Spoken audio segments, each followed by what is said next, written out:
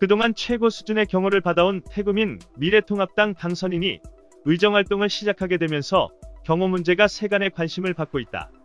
태구민 당선인은 국회의원 신분과 무관하게 현재 받는 경호를 그대로 이어받는다. 경찰은 지난 선거운동 기간 중 경호 인력을 늘려 상황에 대비했다. 실제 선거운동 기간 중 태구민 후보 최근접 거리에는 경호원으로 보이는 3-4명이 항시 지키고 있었고, 그 너머로 또 다른 경호원들이 곳곳에 포진해 그를 2중 3중으로 보호해왔다. 경찰은 당시 경호 인력을 늘린 것이지 경호 단계를 더 높인 것은 아니라며 최고 수준의 경호가 이뤄지고 있는 상황에서 선거운동으로 인한 변수로 경호원 수만 늘린 것이라고 밝혔었다. 2016년 탈북한 뒤 태구민 당선자는 꾸준히 신변 위협 우려의 중심에 있었다. 그는 탈북 인사 가운데 테러 우려가 큰 가급 신변보호 대상이다. 가급 신변보호 대상은 북한이 탈주민의 보호 및 정착 지원에 관한 법률에 따른 신변보호 지침 3단계 중 가장 높은 등급이다. 가급으로 분류된 신변보호 대상은 24시간 가까이 경찰관의 경호를 받는 것으로 알려졌다. 당선 이후에도 테러 협박, 위해가 있는 만큼 근접해서 최고 수준의 경호를 지속한다는 게 경찰의 방침이다. 오는 5월 30일 국회의원 임기가 개시하면 태 당선인은 국회의원으로서 본격적인 활동에 들어간다. 의원회관의 사무실을 배정받고 국회 본회의장과 상임위 회의장 등을 수시로 출입하게 된다.